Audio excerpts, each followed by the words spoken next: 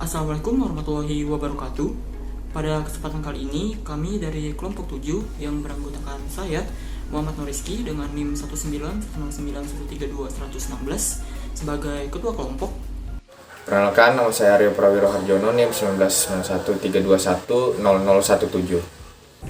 Saya Desti Kartika Atni, NIM 1910913220009. Saya Karin Butari, NIM 1910913220005. Saya Liza Trioktiza Agisti, NIM 1910913220015. Saya Muhammad Karunia, NIM 19109133100008. Dan saya Nurjahan Rihadatul Aish dengan NIM 1910913220007. Kami akan menyampaikan 2 dari 6 sasaran keselamatan pasien, yaitu ketepatan identifikasi pasien dan pengurangan risiko infeksi terkait pelayanan kesehatan. Harapannya dengan adanya video ini akan lebih menambah kewaspadaan kita terhadap keselamatan pasien. Keselamatan dan kepuasan pasien adalah tanggung jawab bagi kita sebagai perawat.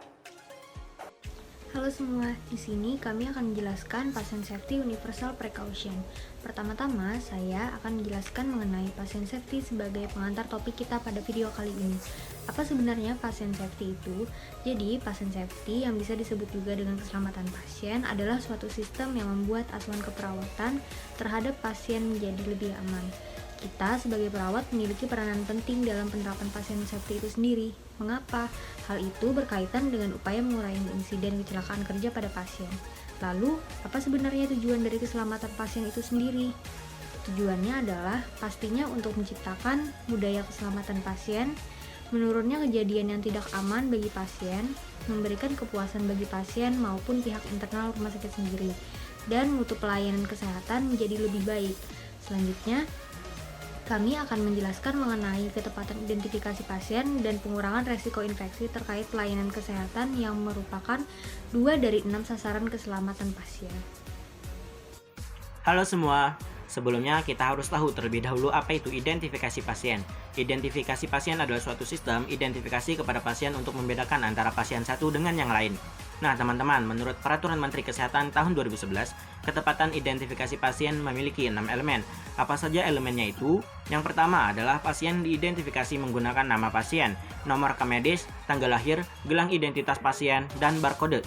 Kita tidak boleh menggunakan nomor kamar atau lokasi pasien dalam mengidentifikasi pasien. Yang kedua adalah pasien diidentifikasi sebelum pemberian obat, darah, atau produk darah. Yang ketiga, pasien diidentifikasi sebelum mengambil darah dan spesimen lain untuk pemeriksaan klinis. Yang keempat adalah pasien diidentifikasi sebelum pemberian obat dan tindakan atau prosedur. Yang kelima adalah kebijakan dan prosedur mengarahkan pelaksanaan identifikasi yang konsisten pada semua situasi dan lokasi. Dan yang keenam, sekaligus yang terakhir adalah sebelum pasien pulang dilakukan pengecekan gelang identitas pasien dan juga dilakukan pelepasan gelang identitas pasien. Nah, di sini saya akan menjelaskan mengenai strategi ketepatan identifikasi pasien. Apa saja strateginya?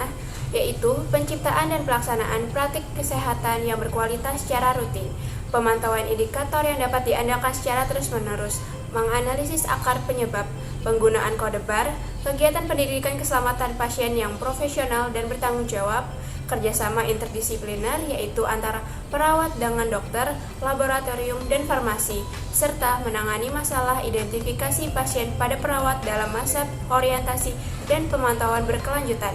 Lalu, kenapa sih ketepatan identifikasi pasien itu sangat penting? Karena jika terdapat kesalahan dalam identifikasi pasien, maka akan berakibat fatal, yaitu dapat menyebabkan kematian dan pemicu kesalahan lainnya.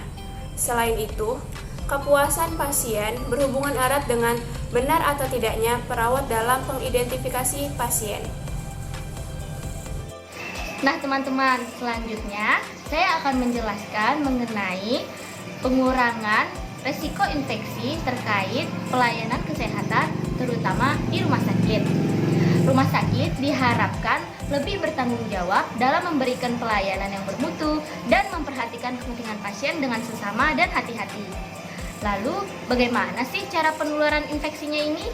Jadi, infeksinya ini bisa ditularkan melalui kontak langsung dan tidak langsung. Misalnya seperti batuk, bersin, bicara, makanan, darah, dan udara. Nah, pokok dari eliminasi infeksi ini maupun infeksi yang lain adalah cuci tangan yang tepat. Oleh karena itu, cuci tangan itu hal yang penting ya teman-teman. Lalu teman-teman, apa saja sih tindakan yang dapat dilakukan untuk mencegah infeksi di pelayanan kesehatan selain mencuci tangan? Di antaranya adalah memakai sarung tangan bila kontak dengan cairan, darah, dan bahan yang terkontaminasi. Menggunakan alat pelindung diri seperti memakai apron, masker, pelindung mata, manajemen benda tajam secara benar, dan menjaga sanitasi lingkungan. Menurut Permenkes 2011, ada 3 elemen nih teman-teman untuk pengurangan risiko infeksi terkait pelayanan. Yang pertama, rumah sakit mengadopsi atau mengadaptasi pedoman hand hygiene terbaru yang diterbitkan dan sudah diterima secara umum. Yang kedua, rumah sakit menerapkan program hand hygiene yang efektif. Dan yang ketiga, kebijakan dan prosedur dikembangkan untuk mengarahkan pengurangan secara berkelanjutan risiko dari infeksi yang terkait pelayanan kesehatan.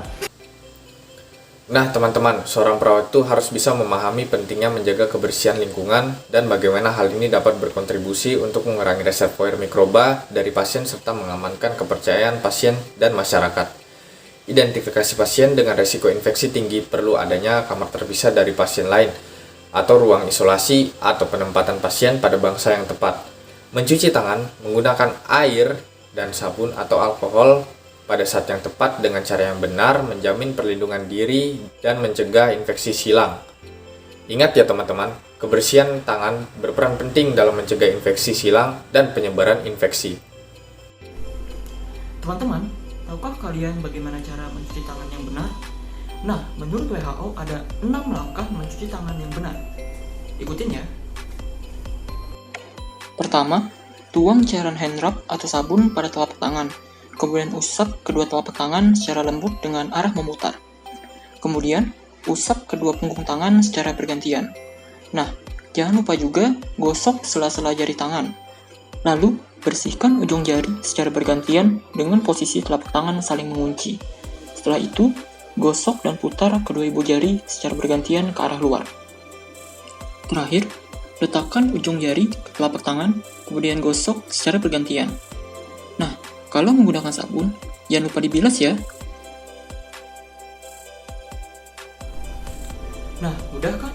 Yuk kita terapkan guna mencegah penyebaran infeksi. Teman-teman, ingat bahwa keselamatan pasien adalah suatu sistem yang membuat asuhan keperawatan terhadap pasien menjadi lebih aman. Salah satu cara meningkatkan keselamatan pasien yaitu dengan ketepatan identifikasi pasien dan pengurangan risiko infeksi. Akibat yang ditimbulkan dari kesalahan identifikasi pasien juga sangat fatal dan berisiko terhadap kedua belah pihak. Pengurangan risiko infeksi dapat dilakukan dari perawat yang menyadari seberapa pentingnya menjaga pasien agar terhindar dari risiko infeksi, dengan cara tetap berpegang teguh pada kebijakan dan protokol aturan klinik. Keselamatan dan kepuasan pasien adalah tanggung jawab kita sebagai perawat.